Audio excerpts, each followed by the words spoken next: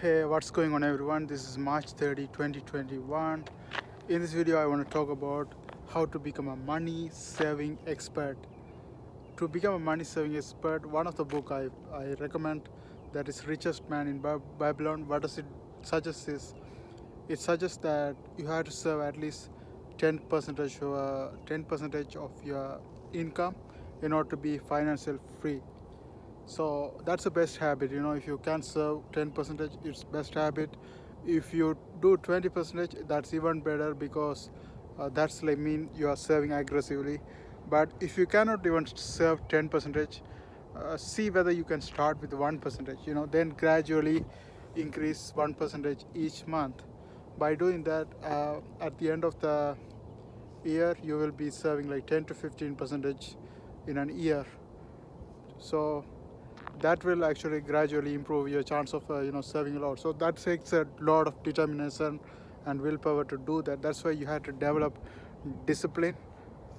So by developing the discipline, you can automatically serve that many amount of money. There's a way to serve automatically you're saving as well. Like, the reason you are spending your money, because you're seeing it in your bank. So if you set up automatically, nowadays bank even set up that, if you set up automatically the money, like when the check is deposited, automatically 10 percentage is transferred to your one of your saving account, so you don't even consider spending it. That way you can set it up. And the other thing is, you have to practice frugality in order to be expert in saving.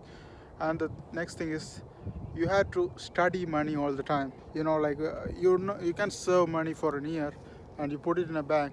Now you have to know how to invest your money, because keeping the money in the bank is not a good idea, because there are a lot of ways you can invest that money and make the return of the money much better. Like, in Canada, it's only 2%, 1% um, interest rate in a bank saving account or something like that. It's not worth it. But if you put the same money in the mutual fund, it's going to be 10%. And if you put the same money in real estate, it's going to be like more than, like, you can say even 40-50%, because the price of property goes up in value. It goes like exponential value. So you can double it. Like, it's like exponential growth if you invest in real estate. Why it is? Because you can put the money in real estate and make money in real estate. At the same time, the property increase in value. But I don't suggest that you get into mortgage. Mortgage is not an asset, it's liability. Like, how to differentiate asset and liability is basically, you have to see whether it's giving you money or take the money out of your pocket. Mortgage, taking the money out of your pocket. But if you if you can buy the property, buy it or don't do it at all. Like, make sure you can serve it to buy the property, or you can increase your income in another way. So there are many other ways to invest your money.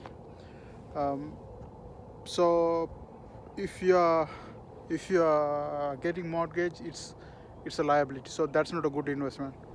But let's say you are in Canada. For example, in my situation, I'm in Canada.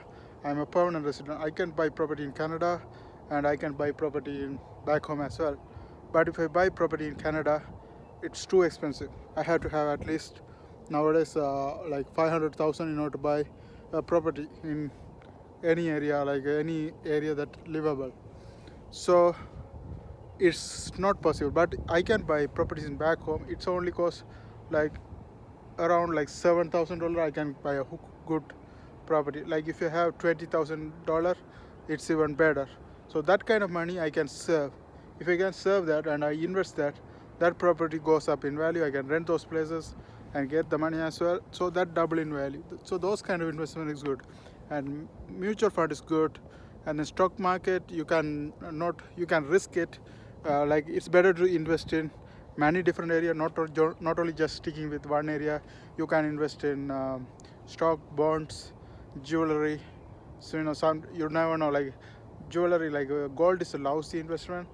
It goes up and down, so you never know. Stock market also like that, it goes up and down, so you can never know that. But it's better not to put all eggs in one basket, and if you split the basket, sometime stock market value skyrocket, so you never know.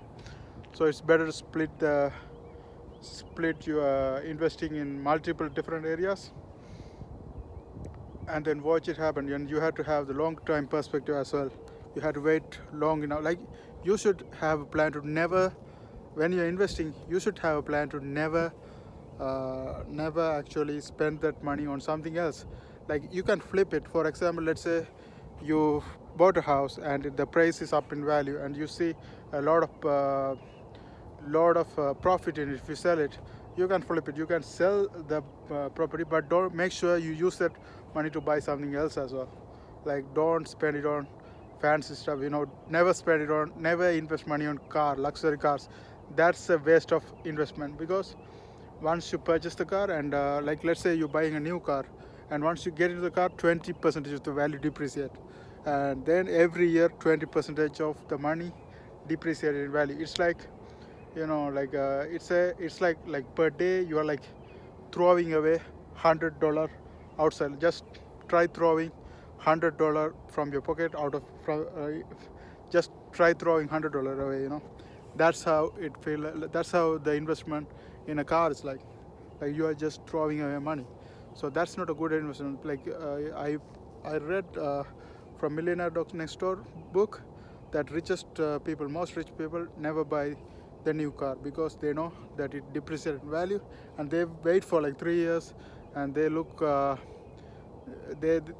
like plan their buying decision, and they make sure everything's good, and then they buy that. So it's cheap, at the same time it functions better, so they don't put so much money in the car.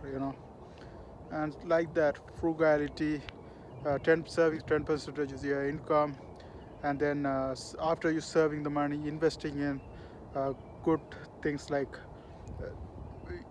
it's better to diversify your investment in multiple different things. you know Real estate is much better. If you can afford real estate, it's much better than any investment, because all the other investment expert real estate can depreciate in value. Like, I don't know about mutual fund, but stock market sure can go down, and gold sure can go down, but real estate is not like that. Business, even if you invest in business, sometime if it's a success business, it can be exponential results than real estate. But real estate is guaranteed income. Like, even though you lost rent, or even though something happened, the real estate value, or like, I never seen it goes down. It always goes up. So those kind of things can make you money saving expert. I hope you guys find this video helpful. Thanks for watching. See you guys on my next video.